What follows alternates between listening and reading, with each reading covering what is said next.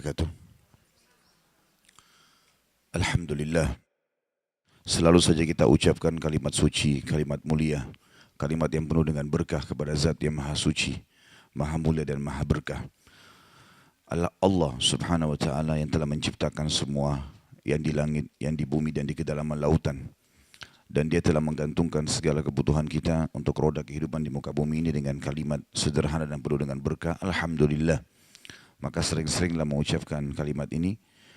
Selanjutnya kita panjatkan salam hormat kita yang penuh dengan penghargaan dan cinta serta rasa rindu kepada manusia terbaik yang telah diperintahkan oleh Allah memang untuk dicontohi hidupnya dan dijadikan sebagai suri tauladan. Serta Allah bersama malaikatnya mengucapkan salam hormat secara langsung kepada manusia terbaik ini bersama dengan malaikatnya dan dijadikan ibadah untuk orang-orang yang beriman, maka sangat wajar kalau kita selalu mengucapkan salawat dan taslim kepada Nabi besar Muhammad sallallahu alaihi wasallam. Melanjutkan bahasan kita Riyadhus Shalihin dan kita masuk ke bab baru pada pagi ini, semoga Allah berkahi, bab sabar. Dan sabar ini definisi sederhananya adalah menerima takdir Allah dan ikhtiar mencari jalan keluar semampunya. Jadi sabar itu adalah menerima takdir Allah, kemudian ikhtiar mencari jalan keluar semampunya, sesuai dengan syariat Allah. Jadi harus dihubungkan dengan potongan definisi terakhir itu tadi, sesuai dengan syariat Allah. Menerima takdir Allah, kemudian ikhtiar mencari jalan keluar semampunya sesuai dengan syariat Allah. Misal, seseorang di antara kita bangun di pagi hari, flu, sakit misalnya, demam. Maka ini takdir Allah. Bagaimana caranya supaya dia sabar? Dia terima dulu itu. Oh, Allah sedang menguji saya dengan penyakit ini misalnya. Kemudian langkah kedua, ikhtiar. Cari jalan keluar semampunya.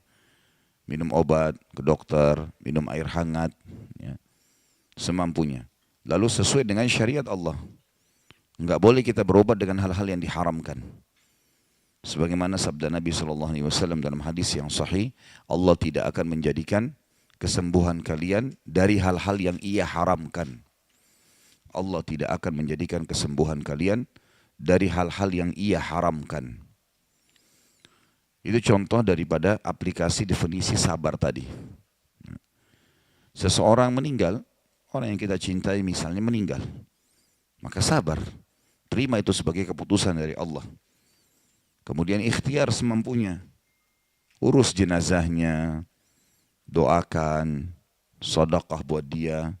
Karena itu yang diperintahkan sesuai dengan syariat Allah. Dan tidak boleh kita melanggar. Jangan niyaha misalnya. Niyaha itu teriak-teriak, doain keburukan buat diri kita sendiri. Kenapa dia yang mati, kenapa bukan saya? Misal. Atau dia mengatakan kenapa dia mati, Allah enggak adil. Naudzubillah. Ya. Ini semua tidak boleh. Jadi ikhtiarnya harus sesuai dengan syariat Allah. Ini kurang lebih definisi daripada sabar. Dan sabar ini adalah salah satu perangkat di dalam agama Islam yang sangat ampuh dan kuat untuk digunakan dalam roda kehidupan di muka bumi ini. Tentu ada banyak ya, perangkat-perangkat yang Allah siapkan, tawakal, menyerahkan urusan kepada Allah, sabar, yakin, ikhlas, banyak. Tapi kita sedang membahas bab sabar ini. Dalilnya, kalau Allah yang Maha Suci dan Maha Pemurah memerintahkan kita untuk bersabar, yang pertama adalah surah Al-Imran ayat 200. A'udzu billahi minasyaitonir rajim. Ya ayyuhalladzina amanu sabiru wasabiru. Al-ayah. Tentu ada lanjutan ayat ini, tapi saksi bahasan diangkat oleh Imam Nawawi rahimahullah sampai di sini. Wahai orang-orang yang beriman, bersabarlah kalian dan kuatkan kesabaran kalian. Jangan hanya sabar di hari pertama, sabar sampai akhir. Karena semua cobaan yang datang, yang membutuhkan perangkat sabar ini, ada nilai pahalanya. Makin seseorang itu kuat, menguatkan jiwanya, meyakini tentang janji-janji Allah, kepada orang-orang beriman pasti akan diberikan jalan keluar dari hidupnya. Fa inna ma'al usri yusra, Di setiap kesulitan pasti ada kemudahan. Inna ma'al usri yusra. Pasti di setiap kesulitan ada kemudahan. Yang penting sesuai dengan hukum Allah, pasti akan dikasih jalan keluar. Maka tentu saja dia akan tenang di sini. Dia kuatkan kesabarannya. Jadi perhatikan lafaz dari Allah yang maha suci. Dan ini kekal ditilawakan sampai hari kiamat oleh orang beriman. Bukan cuma sabar, tapi kuatkan kesabaran. Artinya komitmen, istiqamah dengan sabar itu. Dan tentu teman-teman sekalian, setiap ada masalah yang datang, ada hadis lain yang berbunyi, innamas sadmatu fil ula. Sesungguhnya beratnya cobaan itu di awalnya saja. Misal pertama kematian, pada saat itu saja sebenarnya. Kalau berlalu hari-hari makin ringan. Semestinya berarti kita makin berlalu hari makin bisa melaluinya. Bukan malah hari pertama, hari kedua sabar, tenang, diam. Kemudian di hari seminggu kemudian, sebulan kemudian baru berkeluh kesah kepada teman-temannya. Ini tidak tepat karena yang sebenarnya menyakitkan di hari pertama itu. Hari-hari selanjutnya sudah lebih ringan. Makanya Nabi SAW mengatakan tadi, innamas sadmatu fil ula. Sesungguhnya beratnya cobaan itu di awalnya saja. Selebihnya sudah mudah. Hari pertama kematian, hari pertama hilangnya barang. Kalau sudah berlalu waktu selesai. Enggak ada masalah. Ayat yang lain, surah Al-Baqarah 155. Namun sebelum saya baca surah ini, tentu ada hal yang harus difahami. Ada namanya ujian, cobaan, dan ini datangnya secara individu. Bahasa Indonesia begitu ya, ujian, cobaan. Kalau bahasa Arabnya ini dirangkum dengan kalimat musibah. Tetapi kita lihat bahasa Indonesia ada namanya cobaan dan ujian, dan ini datangnya kepada individu, beriman, muslim atau kafir. Seperti misalnya sakit, nggak mungkin orang sampai mati nggak pernah sakit. Cuma mungkin tinggal berat ringannya sakit itu. Dan ada penyakit standar, tidak ada orang tidak pernah flu misalnya, tidak pernah demam, itu sudah umum. Sakit perut, itu udah biasa itu, sudah umum gitu kan. Ada juga yang sifatnya atau meninggalnya keluarga yang kita cintai dan seterusnya. Ada yang lain namanya bencana. Bencana beda. Nggak bisa kita misalnya kalau sakit perut saya mengatakan saya kena bencana. Tapi saya kena cobaan. Karena bencana ini sifatnya umum. Dia merata. Kena kepada mayoritas masyarakat kayak tsunami, gempa, longsor, banjir. Nah kalau yang pertama, cobaan-cobaan yang kita lalui dalam kehidupan sehari-hari ini pasti datang. Jadi Bapak Ibu harus tahu, sebagaimana kita sehat, kita pasti akan sakit. Sebagaimana kita muda, kita pasti akan, itu pasti. Sebagaimana kita hidup, kita akan mati. Sebagaimana ada dunia, ada akhirat. Itu selalu berpasang-pasangan. Orang kalau faham tentang sistem ini, pada saat dia sakit dia tahu. Misal dia flu. Dan umumnya cobaan datang pasti lebih sedikit dibandingkan nikmat. Seperti misal sekarang Bapak Ibu di sini yang hadir. Anggap umur seseorang di antara kita misalnya 50 tahun, 60 tahun orang yang tua misalnya. Baik, dari 60 tahun umur itu, mana lebih banyak? Merasakan kenikmatan atau merasakan cobaan? Umumnya orang merasakan kenikmatan. Mungkin dari sekian umur itu, dari 60 tahun misalnya, dia 40 tahun sehat. 50 tahun sehat, mungkin baru 10 tahun dia sakit. Atau mungkin kita dalam 1 tahun 365 hari kita sehat. Tahun depan 1 minggu Allah coba dengan flu. Kalau kita mau bicara adil, mestinya setahun sakit, setahun sehat. Atau setahun sehat, setahun sakit. Mestinya. Kalau difahami ini kita akan tenang dan bisa sabar. Oh ternyata Allah lagi mau melihat saya ini menikmati enggak, bersyukur enggak dengan nikmat yang ada kemarin. Karena ada orang begitu. Saking luar biasanya nikmat Allah pada dia sampai dia lupakan itu. Dia bisa aktivitas, bawa mobil ke sana sini, keluar 1 tahun, 2 tahun, tidak pernah sakit. Akhirnya Allah coba dia, supaya dia tahu besarnya nikmat itu. Orang kalau sudah masuk di ruangan ICU, itu baru tahu bagaimana luar biasanya nikmatnya kesehatan. Kita pada saat meriang, baru kita tahu nikmatnya minum air es itu. Orang itu minum, teguk dengan enaknya, kita sentuh aja ketakutan, gitu kan, nggak bisa. Maka cobaan-cobaan juga punya makna di sini supaya manusia sadar. Ulama merincikan tentang manfaat sabar. dalam cobaan ini yang datang secara individu ya. Yang pertama, agar dia menyadari bahwasanya dia makhluk. Itu harus disadari ini Bapak Ibu sekalian. Karena cobaan kita sakit, kita lemah, kemudian ada target kita yang tidak bisa terpenuhi, ya. Itu semua untuk memberikan kesadaran bahwasanya kita makhluk, kita punya batas. Kita punya batas. Makan kita terbatas, aktivitas kita terbatas.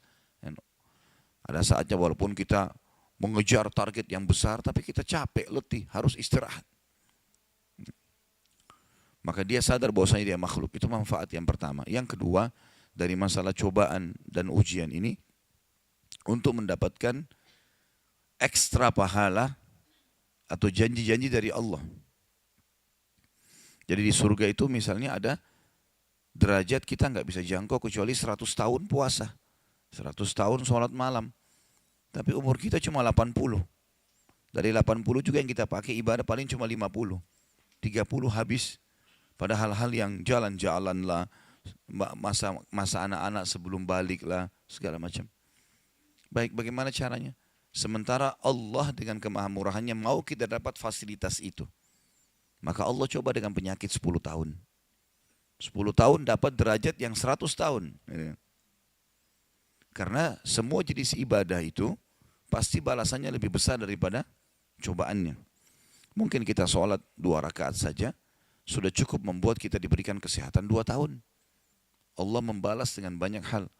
Dan Allah itu kalau membalas tidak pernah pas-pasan. Pasti Allah mengatakan bighairi hisab. Enggak ada perhitungannya kalau Allah sudah balas. Kalau kita berniaga dengan Allah, tanda kutip di sini, pasti kita akan untung dibandingkan berniaga dengan manusia yang sama sekali tidak pernah kecuali ada perhitungan. Ya. Sementara Allah SWT tidak seperti itu. Sedikit beriman, sebagaimana hadis qudsi, kalau hambaku mendekatkan diri kepada aku 1 jengkal, aku 1 siku.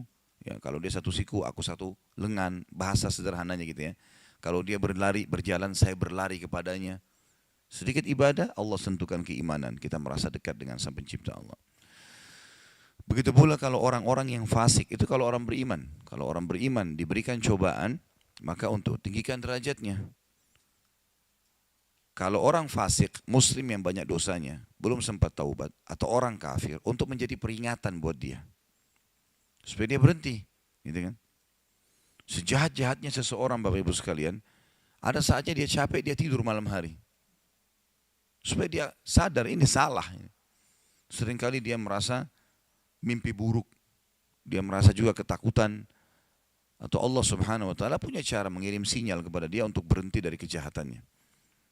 Bahkan saya pernah bahasakan, kepergoknya seorang pencuri itu bentuk kasih sayang Allah kepada dia.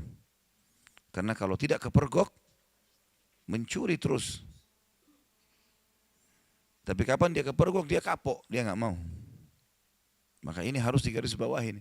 Dan seringkali sebelum dia mencuri pasti datang sinyalnya Allah. Yang paling sederhana ketakutan, khawatir. Kemudian kalau tetap melangkah, Allah datangkan dia kepergok orang lain. Kalau tetap melakukan lagi, nanti akhirnya Allah SWT berhentikan dengan caranya. Masyarakat atau manusia digerakkan oleh Allah untuk menggebukin dia supaya dia berhenti. Ya. Jadi jangan sampai menunggu cobaan Allah lebih berat datang, baru kita mau berhenti. Orang mukmin itu cerdas. Begitu peringatan datang, dia berhenti segera. Begitu dia mau selingkuh, berbuat dosa, ada rasa takut, berhenti sudah, selesai. Tetap dia melangkah, nanti suaminya atau istrinya telepon. Peringatan lebih jauh. Nggak mau diangkat, tetap melangkah, ini lebih berat nanti.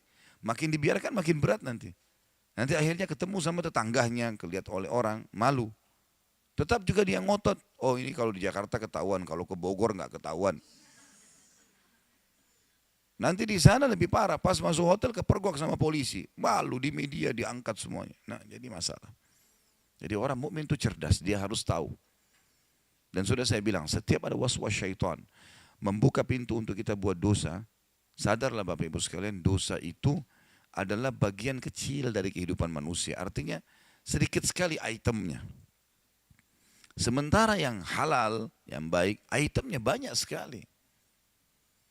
Kalau kita diberikan hawa nafsu lalu tidak dikasih kesempatan untuk melampiaskannya oleh Allah, ini bahaya memang. Susah sekali. Tapi enggak, Allah kasih kita nikah. Udah sampai hamil silahkan. Enggak ada masalah. Enggak malu, anaknya jelas statusnya, dan seterusnya. Ya. Jadi poin yang kedua tadi, manfaat daripada sabar adalah Allah meninggikan derajat bagi orang-orang beriman, dan Allah memberikan peringatan bagi orang-orang fasik untuk berhenti, dan juga orang-orang kafir. Yang ketiga, manfaat daripada sabar, agar seseorang lebih merasakan besarnya nikmat yang sedang Allah berikan. Agar seseorang lebih merasakan besarnya nikmat yang sedang dia rasakan atau diberikan. Sudah saya kasih contoh. Orang kalau sudah sakit, baru dia tahu nilainya kesehatan. Pada saat punggungnya sakit, dia lihat ada orang olahraga dengan semangat, nggak sakit. Enak sekali rupanya. Ya. Makanya kata Nabi SAW, dua nikmat yang banyak dilupakan oleh manusia, kesehatan dan waktu luang. Jadi Bapak Ibu jangan lalai dengan sehat itu. Itu luar biasa nikmatnya Allah.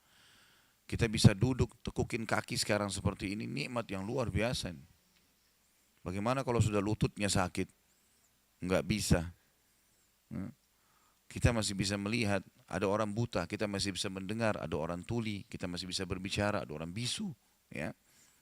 Jadi bersyukur kepada Allah SWT. Nah, dengan cobaan datang, kita akan lebih tahu nilainya nikmat itu. Kita akan lebih tahu nanti. Tadi orang, kalau sudah meriang baru tahu nikmatnya minum air es. Dan seterusnya.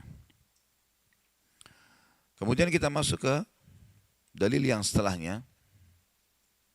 Dan ini maksud saya adalah dalil yang kita bahas masalah ujian dan cobaan dulu. Tadi ya, yang datang secara individu.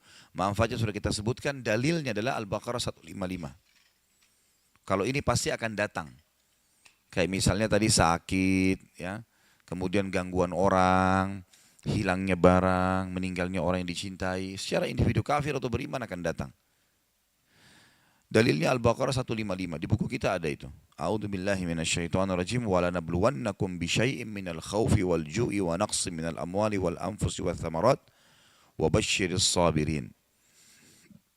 Sungguh kami akan memberi cobaan kepada kalian. Ini yang dimaksud adalah cobaan dan ujian tadi yang datang kepada individu. Beriman atau kafir sama datang kepadanya. Namun kita sudah jelaskan kalau orang beriman manfaatnya meninggikan derajatnya, melipat gandakan pahalanya. Orang kafir atau fasik untuk memberi peringatan, berhenti dari kesalahannya. Dan sungguh kami akan memberikan cobaan kepada kalian dengan Allah gunakan kalimat sedikit. Mungkin bagi kita sudah besar, tapi bagi Allah kecil sekali. Bahkan ada hadis yang berbunyi Allah tidak akan menguji seorang hamba melampaui kapasitasnya. Enggak mungkin, pasti kita mampu lakukan itu. Allah mau kita belajar. Sedikit ketakutan, sedikit kelaparan, sedikit kekurangan harta, sedikit kekurangan jiwa, dan sedikit hasil buah-buahan. Panen. Keuntungan didapatkan. Dan beritakanlah berita gembira kepada orang-orang sabar. Dan di sini saksi bahasan kita adalah berita gembira untuk orang-orang yang sabar. Dia jadikan sebagai perangkatnya. Kalau bencana, tadi kita jelaskan ujian dan cobaan. Kalau bencana yang sifatnya merata, semua orang kena, maka ini hanya disebabkan karena dosa yang merata pula. Kalau di satu komunitas masyarakat itu tersebar perzinahan, tersebar riba, tersebar segala macam, jangan heran kalau datang cobaan-cobaan, bencana maksud saya, bencana yang besar, banjir, longsor, apalah itu pasti datang. Kalau sudah merata dan tidak ada yang luruskan itu pasti terjadi. Dalilnya tidak ada dalam buku kita, ditulis surah Hud, surah nomor 11, ayat 117. Surah Hud, surah nomor 11 ayat 117. Sudah buka? 117. A'udzu billahi minasyaitonir rajim. Wa ma kana rabbuka liyuhlikal qura bidzulmin wa ahluha muslihun. Dan tidak akan pernah Tuhanmu membinasakan satu negeri sementara penduduknya berbuat kebaikan.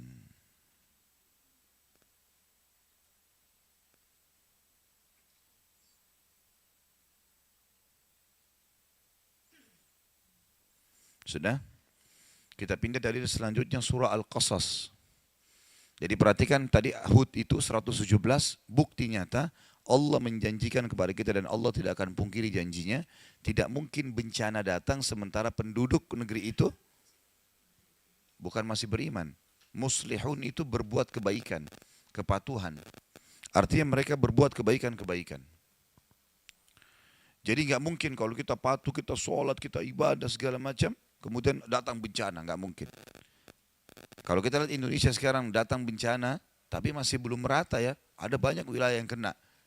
Ini karena masih berimbang antara orang yang berbuat salah dengan orang yang berbuat baik. Tapi kalau merata, hampir seluruh negeri, seperti kita tahu negerinya kaum Lut. Satu negeri mayoritasnya homoseksual. Allah binasakan sekalian. Ya. Kaum Saleh, kaum Samud, kaumnya Nabi Saleh. Satu negeri semuanya pencuri, curang dengan timbangan. Mereka sudah saling tahu ini, saling mencuri. Sampai suami istri pun tidak saling tenang. Karena bisa ditipu oleh pasangannya. Dinasihatin nggak mau, dibinasain sekalian. Dalil yang selanjutnya surah Al-Qasas, surah nomor 28, ayat 58 dan 59. Al-Qasas 28, surah nomor 28, ayat 58 sampai 59. Ini rajin nulis karena mau ditanya atau mau ilmu ini? Hah? Saya lihat Masya Allah sekarang, wah rajin nulis. Nanti Tommy pertemuan akan datang, jangan taruh buku di sini. Saya mau lihat nulis nggak? Ilmu ini ya, untuk diterapkan dalam kehidupan, bukan karena buku. Baiklah, Alhamdulillah. Jangan ada yang tersinggung, karena kalau tersinggung berarti kena itu ya. Nggak tersinggung kok, tapi mukanya cemberut ya. Baik, kita baca surah Al-Qasas 28 ayat 58 dan 59. Saya bacakan 58-nya. A'udzu billahi minasyaitonir rajim.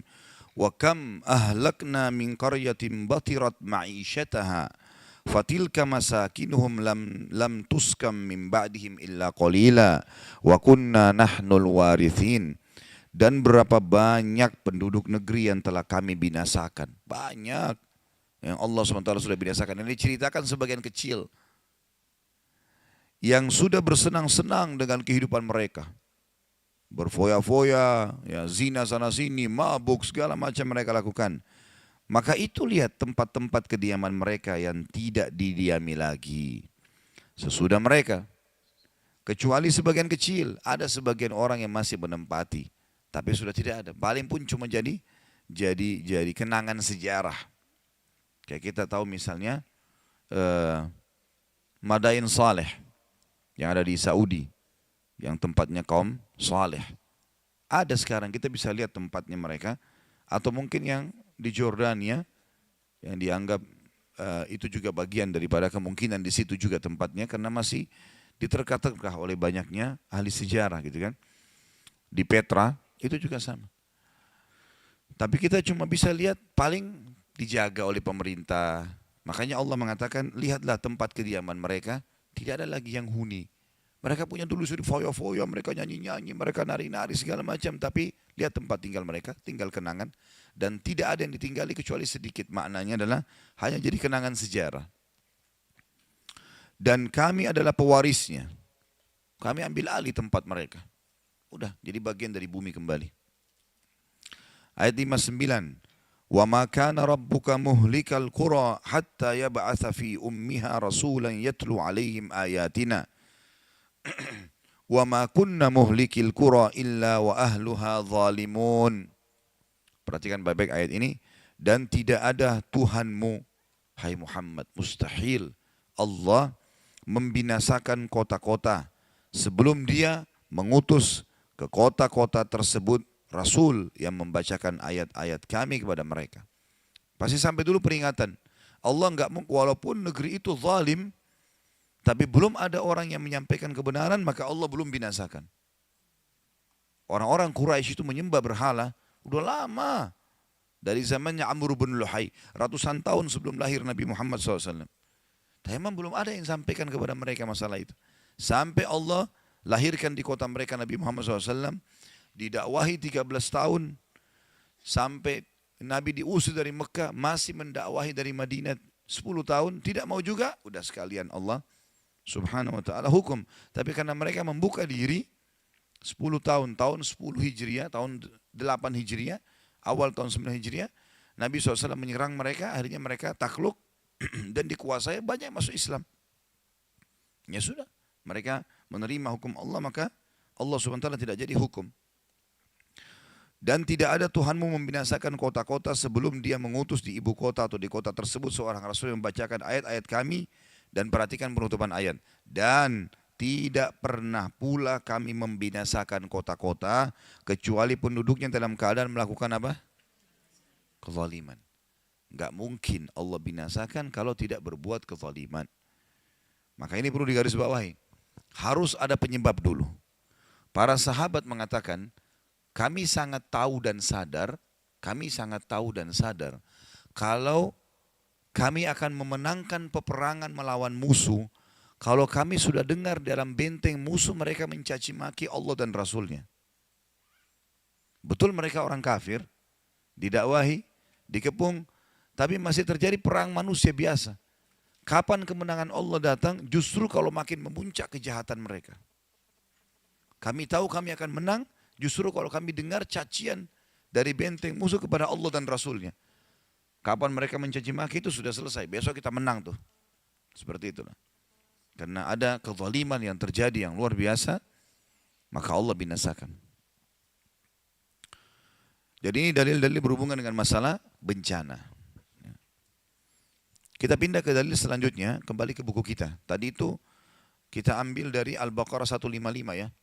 Kita rincikan tentang masalah perbedaan antara ujian, cobaan dan bencana. Serta dalil masing-masing. Selanjutnya Imam Nawawi rahimahullah menyebutkan dalil yang ketiga dalam bahasan bab sabar ini. Dalil tentang pentingnya sabar dan diperintahkan dalam agama, surah Az-Zumar ayat 10. Az-Zumar ayat 10. Di buku kita ada ini. A'udzubillahi minasyaitonirrajim. Innama yuwaffas sabiruna ajrahum bighairi hisab. Sesungguhnya hanya orang-orang yang bersabarlah yang dicukupkan pahala mereka tanpa batas. Termasuk puncak sabar, kalau berhubungan dengan hukum Allah, tidak berkeluh kesah kecuali kepada Allah. Itu puncak kesabaran. Puncak kesabaran dalam hubungan dengan Allah, misal Allah kasih penyakit, ya, berhubungan dengan Allah, tidak berkeluh kesah kecuali kepada Allah.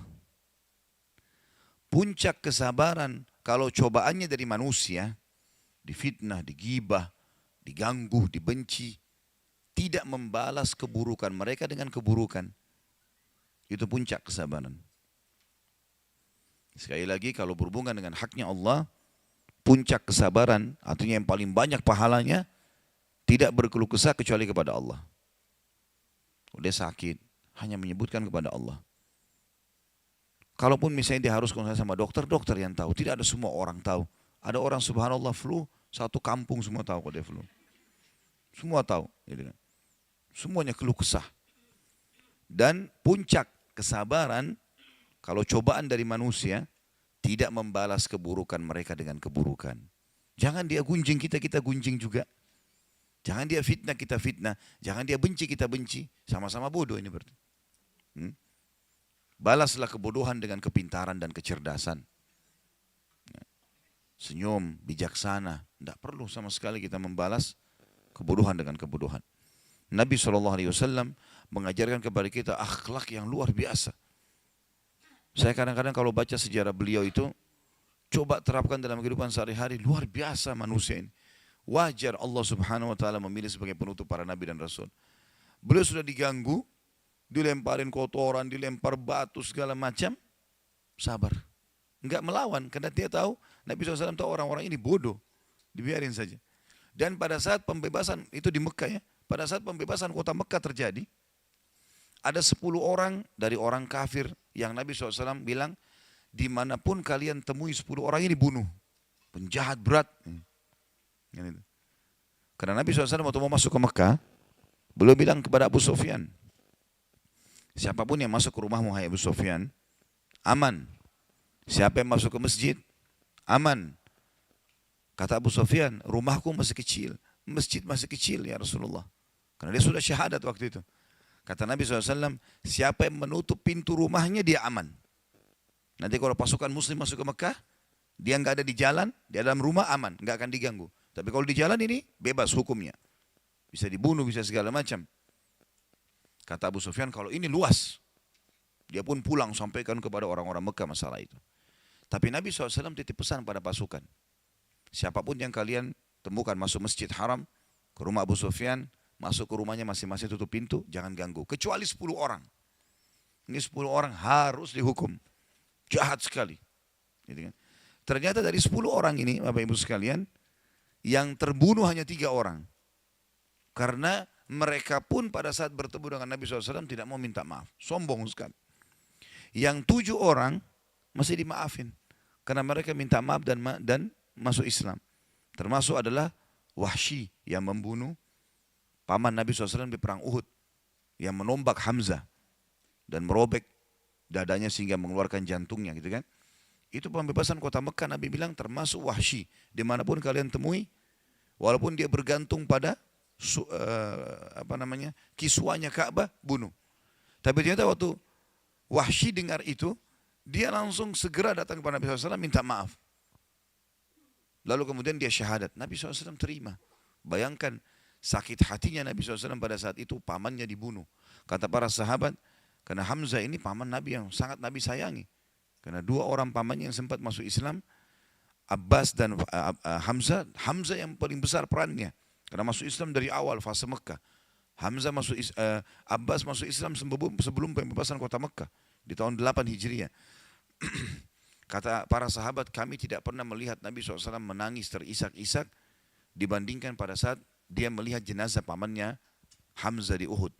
Luar biasa gitu. Karena sudah tidak dikenal, wajahnya, hidungnya dipotong, darah-darah. Semuanya dadanya dirobek, segala macam lah. Hal yang buruk sekali. Yang bunuh Wahsy. Tapi waktu Wahsy datang, maafkan saya Rasulullah, saya akan syahadat.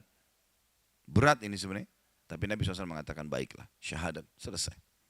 Ikrimah bin Abi Jahal, anaknya Abu Jahal, ikut sama ayahnya, suka perangi Islam. Gitu kan. Tapi setelah pembebasan, Nabi juga bilang, Ikrimah bin Abi Jahal dimanapun kalian temui, bunuh dia. Dia dengar, istrinya Ummu Hakim masuk Islam duluan. Baru istrinya mengatakannya Rasulullah, berikanlah keamanan kepada Ikrimah. Saya akan coba ajak dia masuk Islam. Kata Nabi SAW, silahkan. Padahal ini tadi orang musuh Islam, suka perangin Islam. Sampai waktu pembebasan kota Mekah pun, banyak orang masuk Islam, Ikrimah masih keluar dari kota Mekah, masih bentuk pasukan menyerang muslimin. Tapi subhanallah, hati Nabi SAW mulia. Memaafkan didahulukan. Karena memang Islam menyuruh kita itu ya. Dan sudah pernah saya jelaskan, kalau orang pun menyakiti atau menyakiti kita, yang paling pertama perintah agama apa? Maafkan. Itu dulu. Nah, misal kalau orang menggibah, orang menggunjing ya, fitnah, yang paling pertama maafin. Baik Ustaz, kalau saya maafin, bagaimana dia? Ya, apakah dia akan lepas dari hukuman Allah? Jawabannya tidak. Tidak usah khawatir soal itu. Karena syarat dia lepas dari hukuman Allah, dia harus minta maaf. Selama dia tidak minta maaf, maka hukuman Allah mengancam dia. Kita disuruh begitu ada orang yang datang mengganggu kita, maafin duluan. Supaya kita dapat pahala. Hati kita jadi bersih. Begitu perintah Allah. Gitu kan. Sudah begitu perintah Allah. Begitu pula dengan pasangan hidup, Bapak Ibu sekalian. Orang mudah memaafkan memang. Gak usah dendam-dendaman. Ya. Jadi WA-WA yang sudah disimpan dari 5 tahun lalu hapus. Hapus semua itu. Ya. Semua yang pernah disimpan berhubungan dengan suami, hapus. Jangan keluar dari majelis ini kecuali hapus ya. Ya mau hapus BBM atau WA-nya kepada suami yang buruk, saya kasih hadiah buku. Tidak usah ada pertanyaan. Supaya hatinya bersih. Allah bilang wal'afina anin nas, dan orang yang suka memaafkan orang lain. Wallahu yuhibbul muhsinin. Allah suka dengan orang yang baik-baik. Jadilah orang baik, ya. Jadi puncak daripada pahala sabar kalau berhubungan dengan haknya Allah, kita tidak berkeluh kesah kecuali kepadanya. Dan puncak daripada pahala kalau seseorang lagi dicoba melalui manusia, maka tidak membalas keburukannya dengan keburukan. Justru sebaliknya memaafkan. Dan ayat surah Az-Zumar akan berlaku pada dua orang ini. Yang berkeluh kesah hanya kepada Allah dan tidak membalas keburukan manusia dengan keburukan yang sama. Yang Allah bilang tadi Az-Zumar, sesungguhnya hanya orang-orang yang bersabarlah yang dicukupkan pahala mereka tanpa batas. Tanpa batas. Ada seorang orang soleh, Bapak Ibu sekalian, kisah berhubungan dengan keluh kesah kepada Allah. Orang miskin, anaknya 4-5 orang, susah hidupnya. Kisah dulu, kisah klasik. Dia lagi duduk, istrinya hidangkan makan pas-pasan antara dia, istri sama anak-anaknya 5 ini. Orang miskin, susah hidupnya. Ada yang ketuk pintu malam-malam, begitu ketuk pintu dibuka, dia suruh istrinya buka. Buka ternyata orang miskin yang lain minta makanan. Orang miskin yang lain minta makanan. Maka istrinya lihat ke suaminya. Apa perintahnya nih? Suaminya bilang kasih aja. Semuanya dikasih. Karena kalau dibagi dua nggak cukup. Orang miskin tuh bawa anaknya banyak. Nggak cukup makanan. Lalu kemudian istrinya sama suaminya. Suami istri orang beriman kepada Allah tahu. Ya sudah sabar. Tapi subhanallah beberapa saat kemudian kalau kita beberapa jam kemudian lah. Menjelang malam hari. Lebih gelap ya sudah mulai masuk pertengahan malam. Jam 12 malam. Mereka kelaparan semua. Istrinya bilang, anak-anaknya nangis, saya lapar, kamu juga lapar, anak-anak lapar, bagaimana? Kata suaminya, tenanglah, saya akan coba cari jalan keluar, minta kepada Allah. Istrinya nggak paham suaminya mau kemana. Dia pakai bajunya, baju keluar, kemudian dia keluar, pergi ke masjid dekat rumahnya. Malam hari, jam 2 malam. Gitu. Dia keluar, dia masuk di masjid, lalu dia sholat tahajud. Dan ini sifat orang beriman. Berkeluh kesah sama Allah itu jangan cuma hal yang besar, dari hal yang kecil. Manja sama Allah itu baik. Ngeluh terus, minta terus sama Allah. Allah suka hambanya yang tamak dengan rahmat Allah. Tamak dengan rahmat Allah. Sudah sehat, minta ditambah kesehatan. Sudah kaya, minta ditambah kekayaan. Selalu minta tamak dengan rahmat Allah. Dan sudah pernah saya bilang, meminta sesuatu agar nikmat ditambah atau bertahan, itu adalah pahala lebih besar daripada kalau cobaan sudah datang, baru kita minta diangkat cobaan tersebut. Kita sehat, minta agar Allah pertahankan kesehatan. Itu lebih besar pahalanya dibandingkan nanti sakit, baru minta disembuhkan. Jadi tamak dengan rahmat Allah itu penting. Kalau bahasa saya sebenarnya bermanja-manja sama Allah. Selalu ya Allah bantu, ya Allah tolong, ya Allah mudahkan, ya Allah terus hidupnya. Kalimatnya selalu begitu. Orang ini masuk ke dalam masjid, dia sholat malam lalu dia minta sama Allah, doanya begitu. Ya Allah, engkau tahu aku kelaparan dengan istriku dan anakku malam ini, maka berilah kami makan. Minta makan sama Allah. Ya. Maka yang terjadi dalam kisah ini dikatakan ada seorang raja, pemimpin wilayah itu, sudah 1 minggu mau taubat. Sudah seminggu mau taubat. Dia tidak tahu harus kemana. Pada malam itu, di mana orang soleh yang miskin ini sedang ibadah, minta tolong kepada Allah dikasih makan. Raja ini gelisah, dia keluar lalu dia bawa 1 kantong uang emasnya. Dia bawa juga sekantong makanan yang terbaik yang dia punya di istananya. Kemudian dia bilang, ya Allah sebagai bentuk taubatku kepadamu, saya akan berikan ini kepada hambamu yang engkau tunjuk. Ya. Lalu kemudian sebagai bentuk juga, saya tidak memilih kecuali engkau yang memilih Allah, saya tidak akan pegang tali kekangan kuda ini. Saya biarkan dia jalan kemana. Akhirnya orang raja ini naik di atas kudanya, dia bawa itu kemudian jalan kudanya. Kudanya mampir di masjid yang ada orang soleh itu. Dia bilang, saya tidak tahu kenapa kuda ini mampir di masjid. Lalu saya turun, saya temukan dalam masjid. Waktu zaman dulu nggak ada lampu, nggak ada penerangan. Cuma dia dengar suara, gelap di masjid. Dia masuk, temukan ada orang ini lagi berkeluh kesah sama Allah. Minta ya Allah, saya sama istri saya kelaparan sama anak-anak, berilah kami makan. Gitu kan. Maka dia bilang, raja ini pun setelah orang itu berdoa, sholat, lalu dipanggil. Dia bilang, saya seorang raja di sini, saya raja di sini, saya sadar bertobat kepada Allah dan saya dengar doamu. Tadi kau minta makanan, maka ini saya kasih. ini harta saya yang saya niat sedekahkan dengan makanan, ambillah. Dan kalau kau punya masalah lagi, datang ke istana saya, kapan saja. Kira-kira saya mau tanya, Bapak Ibu sekalian, kita jujur menjawab. Kalau seandainya kita di posisi orang ini, kita sudah dapat solusi. Kalau kita sekarang mungkin ada orang kasih kartu nama, nih ya, butuh apa saja telepon saya. Misal presiden, tidak usah presiden, terlalu tinggi lah. Misal seseorang kita temui orang kaya, ada masalah apa saya telepon ke saya akan bantu. Saya yakin umumnya orang meninggalkan Allah pada saat itu.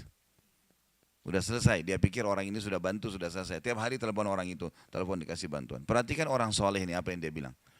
Waktu raja itu bilang kalau ada keperluan apapun datang ke istana saya. Dia bilang, saya demi Allah tidak akan datang kepada anda kalau saya punya masalah. Tapi saya akan datang kepada Allah, Tuhan saya dan Tuhan anda yang telah mengutus anda datang kepada saya malam ini membawa makanan. Justru kalau ada sudah solusi dari Allah, makin dekat sama Allah. Jangan sudah dikasih lupa ini.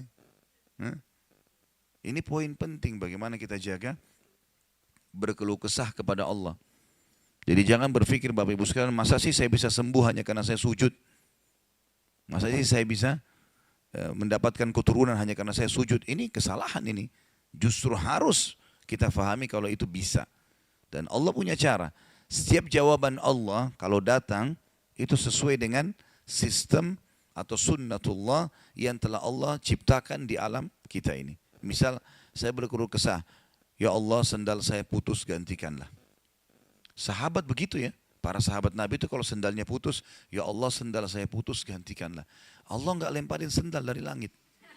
Enggak mungkin. Tapi apa yang terjadi? Allah gerakkan sesuai dengan sistem yang ada. Allah buat ada orang lain melihat kita kasihan dikasih sendal. Atau dia dapat duit dia bisa beli sendal. Jawabannya Allah begitu. Dalam bentuk sinyal datangnya. Jadi harus peka menangkap itu. Kemudian selanjutnya, tentu juga yang ini tadi contoh kisah orang yang berkeluh kesah kalau berhubungan dengan cobaan dari Allah ya. Dia tidak keluh kesah kecuali kepada Allah. Sekarang kita masuk ke contoh kalau cobaan dari manusia. Tadi saya bilang orang digunjing, orang dihina, orang difitnah segala macam. Dia tidak balas kebodohan dengan kebodohan. Jangan pelanggaran dengan pelanggaran. Pasangannya selingkuh, dia juga selingkuh. Dua-dua dosa. Dua-dua dihukum sama Allah. Tidak ada urusan sama kita itu. Tidak ada urusan sama kita. Ya. Maka kisahnya seperti misalnya Abdullah bin Abbas radhiyallahu anhuma pernah lagi jalan dicaci maki oleh seseorang tanpa sebab ini. Datang tiba-tiba caci maki dia. Ibnu Abbas dengarin saja apa yang disampaikan orang itu. Sudah selesai kata Ibnu Abbas, sudah selesai. Dia bilang iya, orang ini kebetulan lihat Ibnu Abbas pakai jubah baru. Ini kamu itu mentang-mentang sahabat Nabi, kamu itu pakai jubah mahal-mahal segala macam. Hasud, orang hasud gitu. Tiba-tiba bayangin kalau kita lagi naik di mobil orang ketuk kaca. Kamu kenapa pakai mobil baru? Kamu kenapa? Apa urusannya sama orang ini gitu? Mungkin kita marah-marah sama orang ini. Ibnu Abbas diam, didengarin semua, sudah selesai. Karena tidak mungkin tergerak orang ini mengucapkan sesuatu kecuali memang ada sebabnya. Dia biarin, sudah selesai kamu sudah. Baik, dibuka jubahnya, ini ambil hadiah buat kamu. Sampai orang itu malu. Sudah caci maki dikasih hadiah lagi. Dan yang dia sorotin ini adalah jubahnya Ibnu Abbas. Sampai akhirnya menjadi muridnya Ibnu Abbas. Nah, bisa nggak kira-kira kalau orang ketuk kaca mobil, kenapa pakai mobil baru? Ambil deh mobilnya.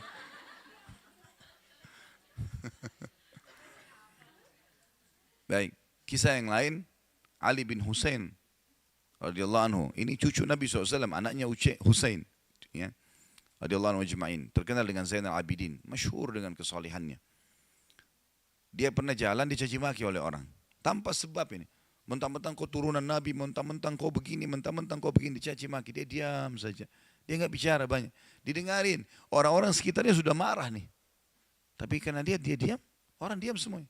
Sampai udah selesai dia bilang, wahai saudaraku, kalau seandainya kamu tahu lebih banyak tentang aku, mungkin kau akan lebih banyak cerita tentang keburukan.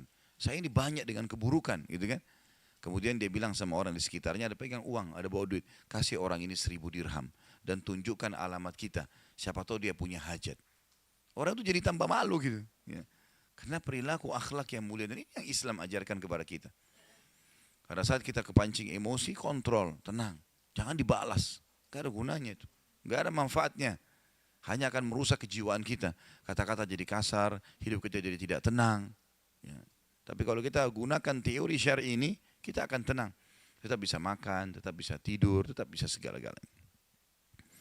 Baik, kita pindah dalil yang selanjutnya, yang keempat oleh Imam Nawawi rahimahullah, diangkat surah Asy-Syura ayat 43 yang bunyinya a'udzubillahi minasyaitonirrajim wala man sabara wa ghafara inna dzalika lamin azmil umur.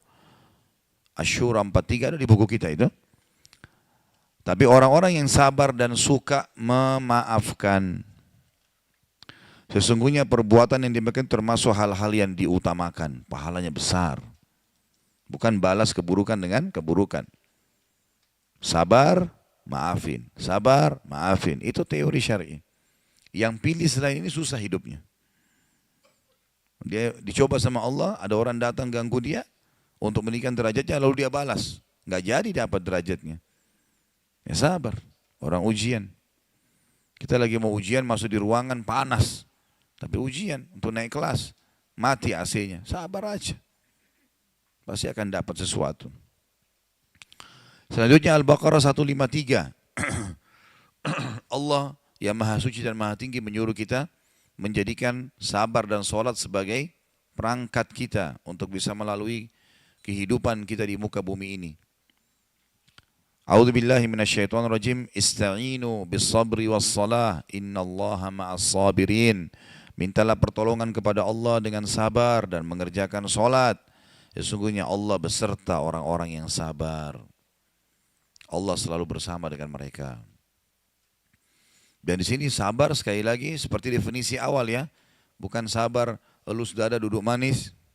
Itu enggak. Biasa ada orang, ada masalah di Indonesia, sabar ya disuruh duduk, tenang. Bukan itu. Sabar tadi, terima takdir Allah, ikhtiar semampunya, sesuai dengan syariat. Ada orang utang dengan kita enggak bayar. Udah saya sabar aja. Enggak. Maksudnya duduk saya enggak usah nagih. Enggak. Nagih.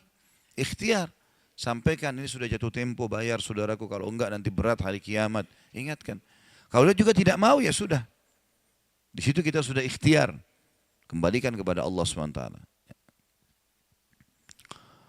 Kemudian juga surah Muhammad ayat 31 dalil selanjutnya. A'udzu billahi minasyaitonir rajim wa lanabluwannakum hatta na'lamal mujahidina minkum was-sabirin. Sungguh kami benar-benar akan menguji kalian hingga kami mengetahui orang-orang yang berjihad dan sabar di antara kalian. Pasti di sini Allah SWT akan menguji orang-orang ini sabar atau tidak gitu. Baik, dan ayat-ayat kata Imam Nawawi rahimahullah dalam masalah ini sangat banyak dan sangat populer sebenarnya. Tapi ini sebagian kecil dari ayat-ayat Al-Quran yang menyebutkan tentang keutamaan sabar. Kita akan masuk ke hadis pertama dalam bab kita ini, nomor 26. Jadi berarti Bapak Ibu sudah belajar sampai hari ini 26 hadis. Sudah hafal berapa? Kok balasnya ketawa? Saya tanya berapa? Kalau baca anak SD juga bisa. Nah. Saya bacakan hadisnya dari Abu Malik Al-Harith bin Asim Al-Ash'ari radhiyallahu anhu.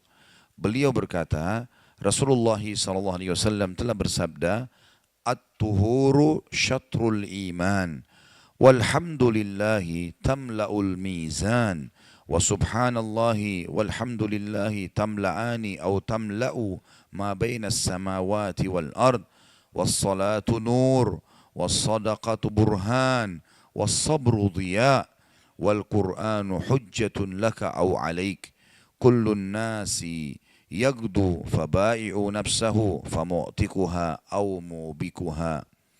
Hadis ini sahih riwayat Imam Muslim. Terjemahannya, bersuci itu adalah separuh keimanan atau bagian daripada keimanan. Kita lihat situ ada footnote nomor 62 di bawah, ada tulisan kecil. Artinya kelipatan pahala bersuci itu bisa mencapai derajat setengah pahala iman. Bersuci maksudnya adalah wudu, selalu wudu. Wudu batal, wudu lagi, wudu lagi, wudu lagi, itu pahalanya besar. Karena selalu kalau wudu lagi, dia dalam keadaan suci, setiap saat bisa sholat, dan juga setiap kali dia wudu dosanya gugur. Maka selalu dalam keadaan wudu, usahakan komitmen itu, pertahankan. itu pahalanya seperti mendapatkan setengah keimanan. Tentu keimanan sangat besar sekali gitu kan. Dan kalimat Alhamdulillah, kalimat mulia, kalimat suci, ini sering saya ucapkan di awal pembukaan materi. Selalu saya katakan itu. Kalau kalimat ini Bapak Ibu sekalian kalimat sederhana, tapi mahal sekali. Alhamdulillah, kata Nabi SAW, memenuhi timbangan pada hari kiamat. Sering mengucapkan Alhamdulillah, berat di timbangan amal hari kiamat. Alhamdulillah, Alhamdulillah, Alhamdulillah. Terus. Dan puncak daripada kalimat syukur Alhamdulillah diucapkan kalau seseorang mengucapkannya baik dalam keadaan senang atau sedih. Lagi ada nikmat atau ada cobaan. Lisannya cuma mengatakan Alhamdulillah. Cobaan pun datang, Alhamdulillah. Karena kadang-kadang ada hal yang kita anggap cobaan tapi ternyata nikmat. Seperti pernah saya jelaskan, lapar, haus. Orang kalau ditanya mau lapar atau haus enggak? Mungkin jawabannya tidak. Tapi kalau tanpa lapar enggak enak makan. Tanpa haus enggak enak minum. Capek misalnya, tanpa capek enggak enak orang istirahat. Maka ini juga nikmat Allah. Kita memilahnya ini enggak mudah gitu. Makanya puncak pahala daripada syukur yang akan menambahkan timbang atau memberatkan timbangan hari kiamat selalu lisannya Alhamdulillah, Alhamdulillah, Alhamdulillah. Apa saja? Alhamdulillah. Mau keluar rumah hujan, Alhamdulillah. Mau pakai baju masih basah, belum disetrika, Alhamdulillah. Mau makan, belum selesai masakan, Alhamdulillah. Lalu saya sebutin hal-hal yang berat supaya sadar. Kalau orang kenyang bilang Alhamdulillah sudah biasa. Nah, orang mau keluar cerah, udah biasa, Alhamdulillah. Tapi kalau kita sudah terbiasa bersyukur dalam hal-hal yang berat, maka hal yang dasarnya nikmat kita akan pasti mudah mengucapkan. Coba Bapak Ibu muhasabah deh. Dalam sehari berapa kali bilang Alhamdulillah coba.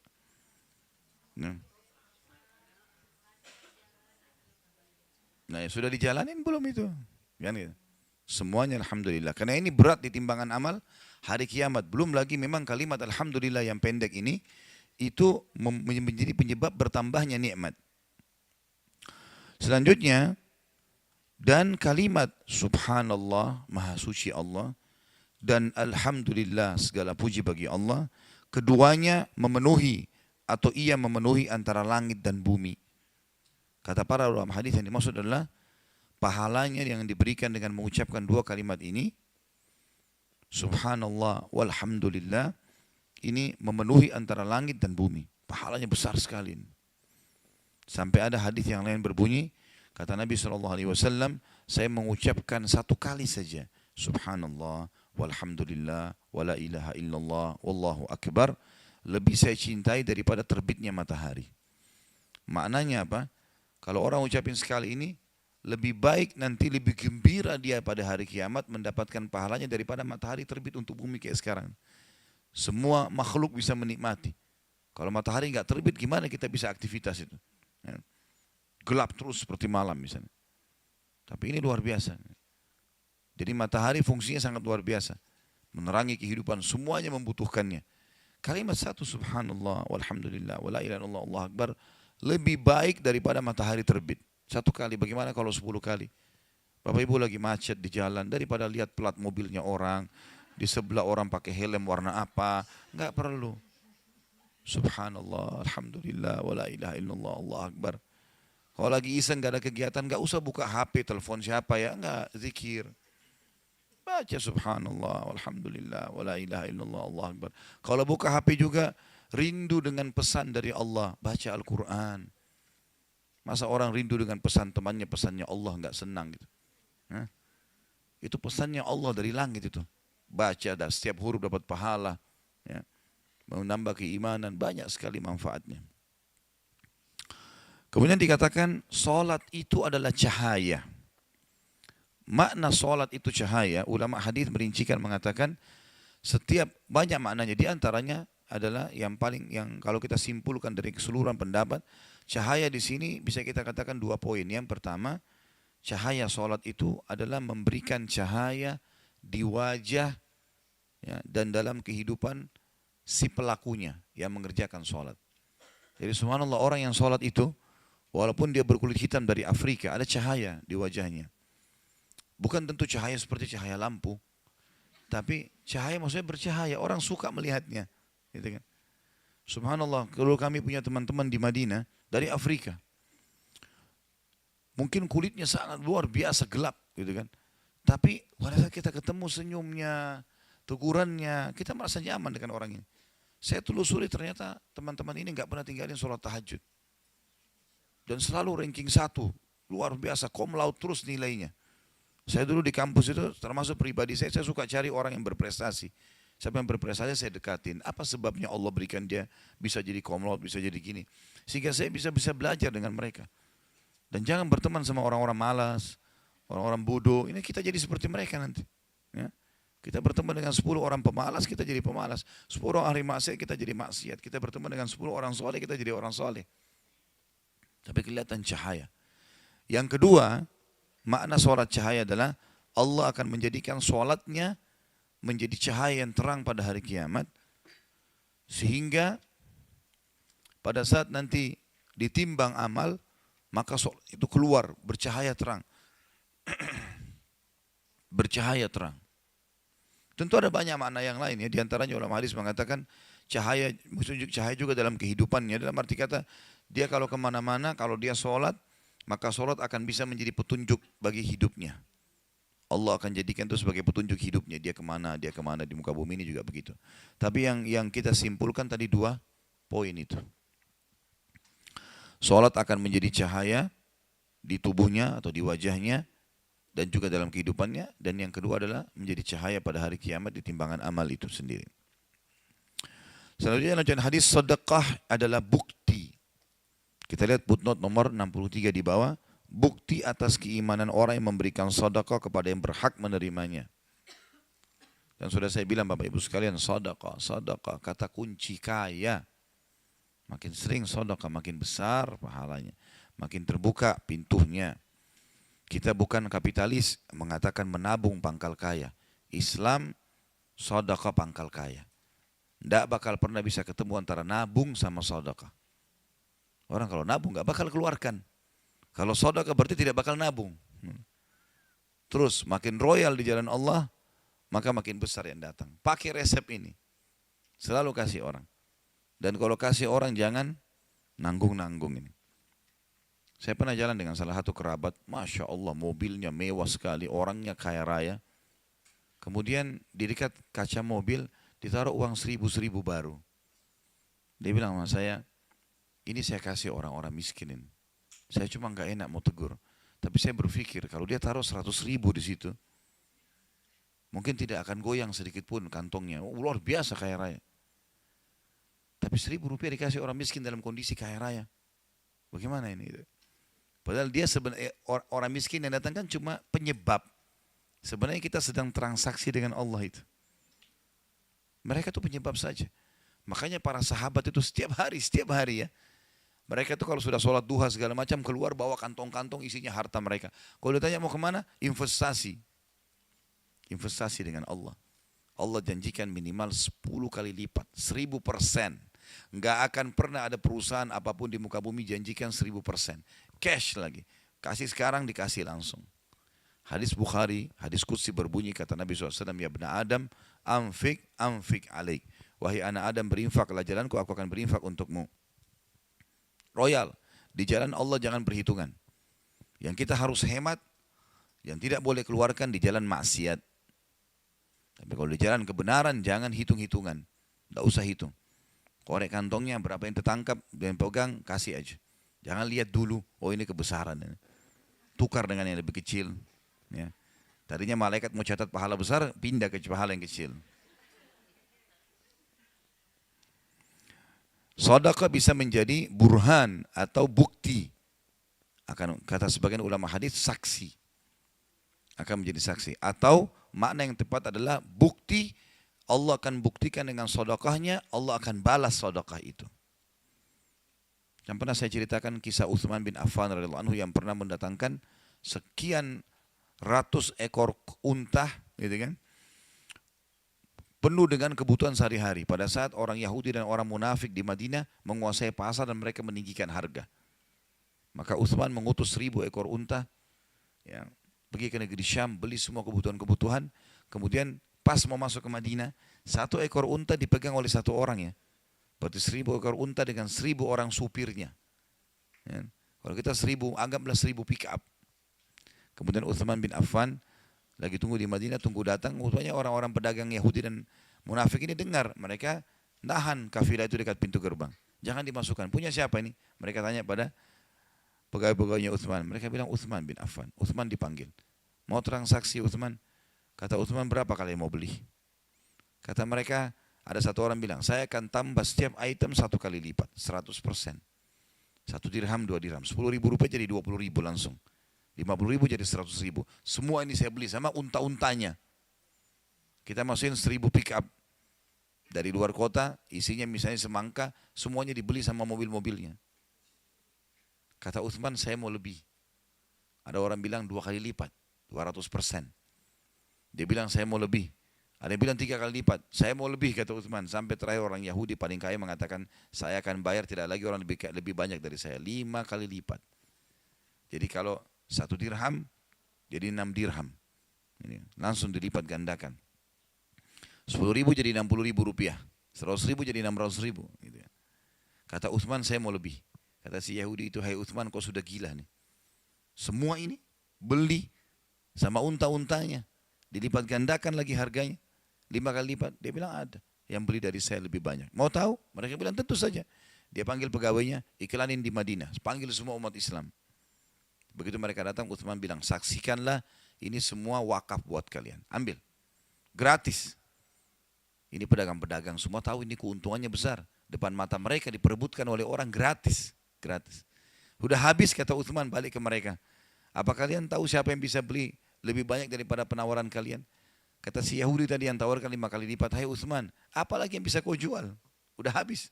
Kata dia, Allah membeli dari saya minimal 10 kali lipat. 10.000%. Begitu orang mukmin memahaminya. Jadi jangan ragu, keluar pasti datang. Mustahil tidak. Gak usah perhitungan dengan masalah ini. Jadi kalau ada celengan masjid lewat, jangan lagi cari uang yang kecil. Uang yang kotor. Kadang-kadang orang tidak malu sama Allah. Sudah dikasih kesehatan, cari koin lagi. Bunyi celengannya tuh. Selanjutnya, saksi bahasan kita di sini, was-sabru dia. Dan sabar itu pelita kehidupan. Artinya orang yang sabar bercahaya hidupnya. Dapat petunjuk. Dan ini saksi bahasan kita.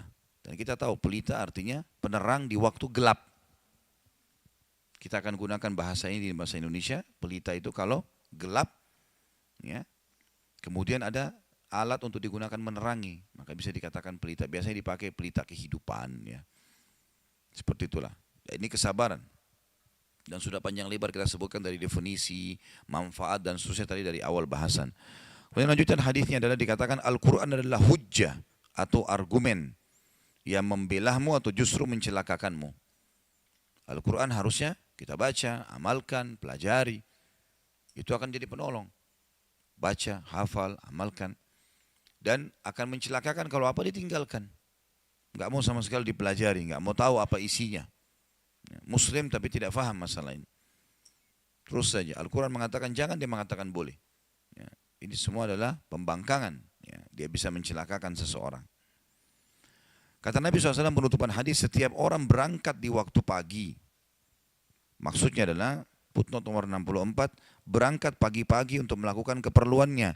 Maka ada yang memerdekakan dirinya dari azab. Dan ada yang membinasakan dengan menjauhkan diri dari hamparan ridha Allah. Maksudnya setiap orang di pagi hari sudah mulai beraktivitas, gitu kan? Untuk menjual dirinya. Maksudnya kepada Allah. Dia patuh, dia nikmati halal, dia jauhi yang haram, dia berarti menyelamatkan dirinya. Atau dia mencelakakannya.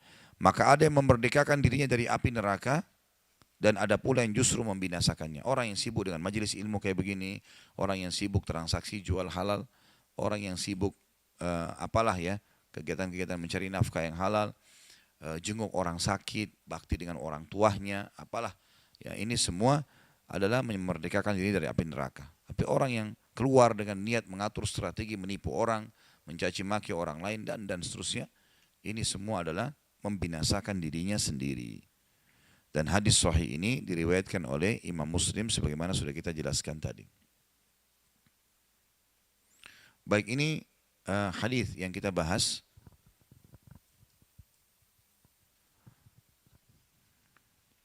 Kita akan lanjutkan satu hadis lagi ya. Hadis 27 baru kita buka pertanyaan, silakan ditulis di kertas tentunya sesuai dengan tema. Dari Abu Sa'id Sa'ad bin Malik bin Sinan al-Khudri radhiyallahu anhu, anna nasan min al-ansari sa'alu Rasulullah sallallahu alaihi wasallam fa'atahum, thumma sa'aluhu fa'atahum hatta nafida ma 'indah. Faqala lahum hina anfaqa kulla shay'in biyadihi ma yakun 'indi min khairin falan addakhirahu 'ankum.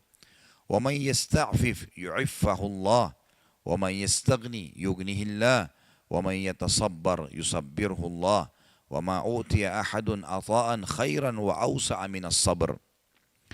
Bahwasanya ada beberapa orang dari kaum Ansar meminta kepada Rasulullah SAW, maka beliau memberi mereka, kemudian mereka meminta lagi, kemudian beliau memberinya atau memberi mereka hingga habislah apa yang ada pada beliau.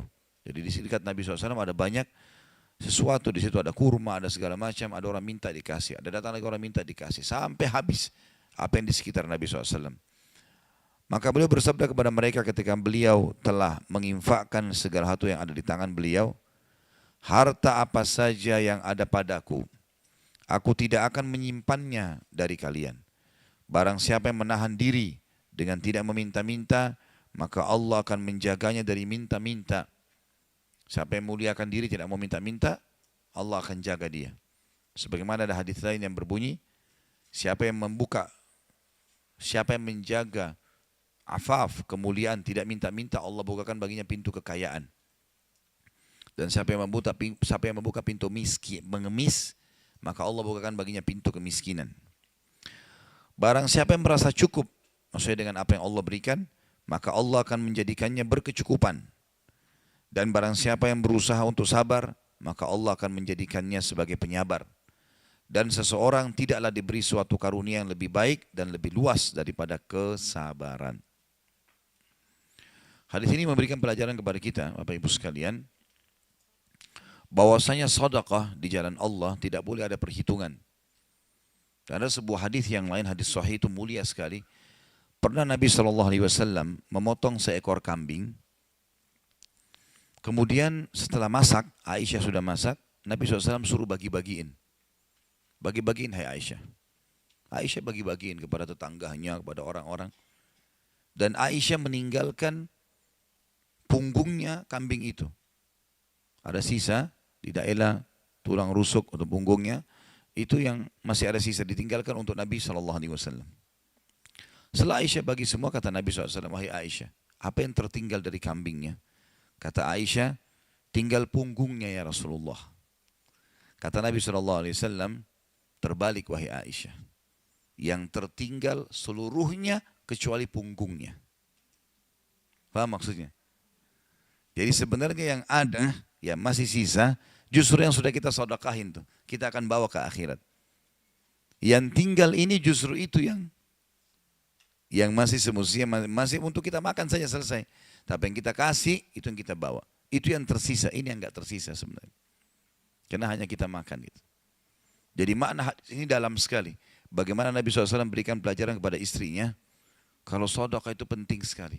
Dan yang kita keluarkan itu manfaatnya besar.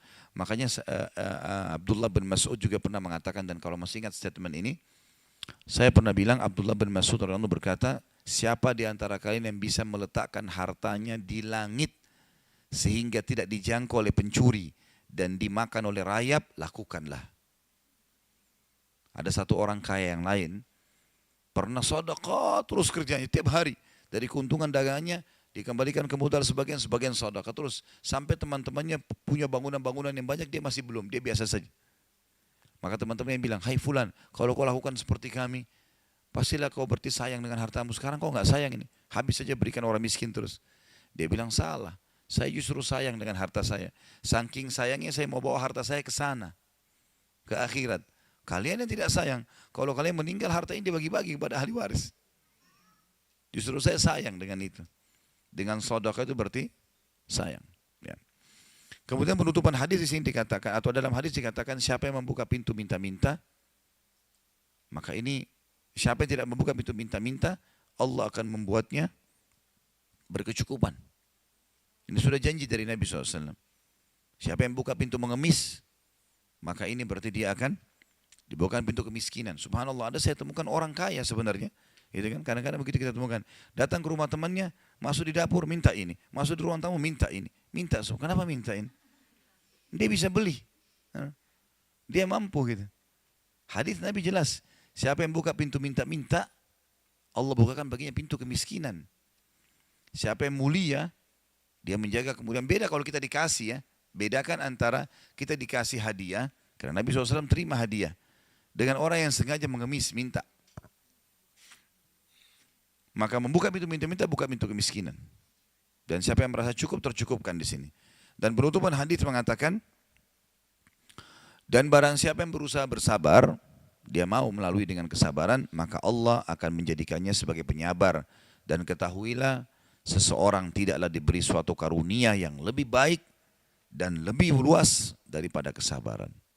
Itu sesuatu yang sangat luar biasa, besar manfaatnya dalam kehidupan. Baik, kita berdoa kepada Allah SWT, semoga majelis kita diberkahi olehnya dan dijadikan sebagai tambahan amal kita pada hari kiamat. Dan semoga saja seluruh amal yang pernah kita kerjakan, yang akan kita kerjakan sampai ajal menjelang datang, diterima dengan kemahamurahannya. Dan semoga semua dosa yang pernah kita kerjakan sekecil sampai sebesar apapun diganti dengan kemahamurahan Sang Pencipta menjadi pahala. Dan kita mendoakan Indonesia untuk selalu makmur, damai, tentram, dan seluruh muslimin bersatu di bawah bendera tauhid, la ilaha illallah Muhammad Rasulullah, kembali dalam segala ibadah mereka kepada Al-Quran dan Sunnah. Dan semoga Allah juga memberikan pemimpin-pemimpin yang muslim, yang adil, kembali kepada Al-Quran dan Sunnah. Dan juga semoga Indonesia menjadi contoh bagi negara-negara yang lain.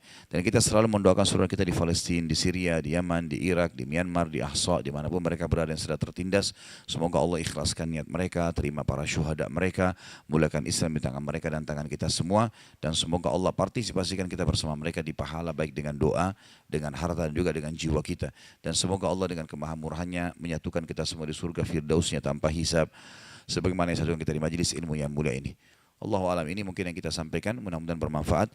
Subhanakallahumma bihamdika asyhadu an la ilaha illa anta astaghfiruka wa atubu ilaik. Wassalamualaikum warahmatullahi wabarakatuh.